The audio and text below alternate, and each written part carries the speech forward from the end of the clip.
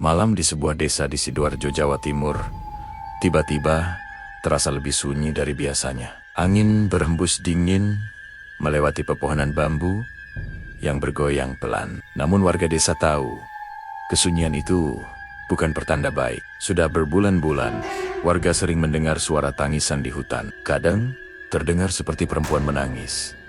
Kadang seperti tawa yang menyeramkan. Banyak orang yang masuk ke hutan untuk mencari kayu, tetapi pulang dengan wajah pucat dan ketakutan. Ada yang melihat bayangan hitam tinggi berdiri di antara pepohonan. Ada yang mendengar bisikan di telinga mereka saat berjalan sendirian. Semua orang percaya bahwa ada jin kafir yang menghuni hutan itu. Tidak ada yang berani melawan. Sampai suatu hari datang seorang santri muda bernama Gunawan. Santri yang dikenal memiliki kemampuan indigo dan pelindung jin Islam. Namun malam itu, Gunawan tidak pernah menyangka bahwa langkahnya ke hutan akan memicu pertarungan gaib yang dahsyat. Pertarungan antara jin Islam dan jin kafir yang sudah lama meneror warga desa. Dan pertarungan itu hampir saja menghancurkan seluruh hutan. Cerita horor, santri indigo, dan pertarungan jin di hutan Sidoarjo. Gunawan adalah seorang santri yang tinggal di sebuah pesantren kecil di pinggiran Sidoarjo, Jawa Timur. Sejak kecil ia dikenal berbeda dari anak-anak lain. Ia bisa melihat sesuatu yang tidak bisa dilihat orang biasa. Kadang ia melihat bayangan berjalan di malam hari. Kadang ia mendengar suara bisikan yang tidak terdengar oleh orang lain. Awalnya Gunawan sangat takut. Namun gurunya di pesantren, seorang kiai tua bernama Kiai Hamdan, berkata kepadanya, "Jika kamu bisa melihat mereka, itu bukan untuk ditakuti. Itu adalah amanah dari Allah, agar kamu bisa membantu orang lain." Sejak saat itu, Gunawan belajar banyak doa dan dizik. Ia juga belajar bagaimana melindungi diri dari gangguan makhluk gaib. Suatu malam, setelah mengaji, Kiai Hamdan berkata sesuatu yang mengejutkan. "Ada jin Islam yang diizinkan Allah untuk menjagamu." Gunawan tidak pernah melihat jin itu secara jelas. Namun, ia sering merasakan kehadiran yang menenangkan ketika ia menghadapi gangguan gaib. Seolah ada seseorang yang berdiri di sampingnya melindungi dirinya.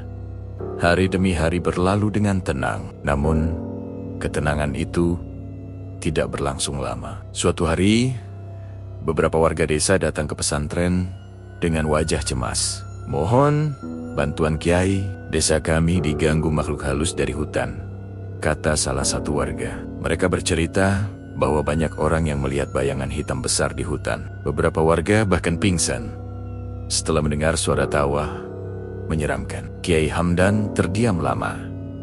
Lalu ia menoleh kepada Gunawan. "Gunawan, mungkin ini waktumu membantu mereka." Gunawan terkejut. "Tapi, Kiai, saya belum pernah menghadapi jin yang kuat." Kiai Hamdan tersenyum. "Jangan takut, Allah selalu bersama orang yang beriman."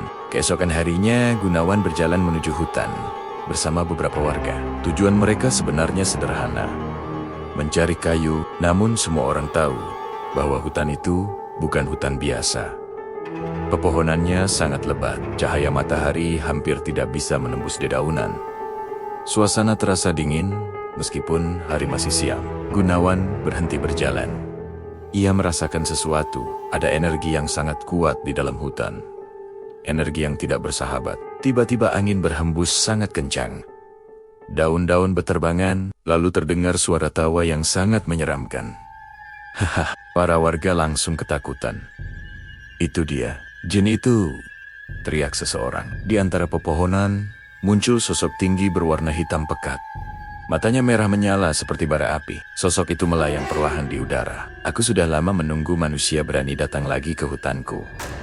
Suara makhluk itu bergema. Gunawan tahu, itu adalah jin kafir yang selama ini meneror warga. Gunawan langsung membaca doa dengan suara lantang. Ia membaca ayat-ayat Al-Quran yang diajarkan oleh Kiai Hamdan. Jin kafir itu terlihat marah. "Berani sekali manusia kecil menantangku." Tiba-tiba, makhluk itu mengeluarkan angin kencang yang membuat pepohonan bergoyang keras. Para warga berlari menjauh ketakutan. Namun, Gunawan tetap berdiri. Ia menutup mata dan terus membaca doa. Tiba-tiba udara di sekitarnya berubah. Angin yang tadinya dingin mendadak terasa hangat. Di belakang Gunawan muncul cahaya samar. Dari cahaya itu muncul sosok tinggi berjubah putih. Wajahnya tidak terlihat jelas, namun aura yang keluar terasa sangat menenangkan. Itulah jin Islam pelindung Gunawan. Jin kafir langsung menggeram marah. "Berani sekali kau datang ke wilayahku." Jin Islam itu berkata dengan suara tenang, "Tempat ini bukan milikmu. Kau telah menakuti manusia terlalu lama." Tiba-tiba, jin kafir melesat seperti bayangan hitam. Ia menyerang dengan kecepatan luar biasa. Namun, jin Islam langsung menahan serangan itu dengan cahaya terang yang keluar dari tangannya. Ledakan energi gaib membuat tanah bergetar. Pepohonan di sekitar mereka bergoyang keras. Gunawan terus membaca doa agar jin pelindungnya diberi kekuatan.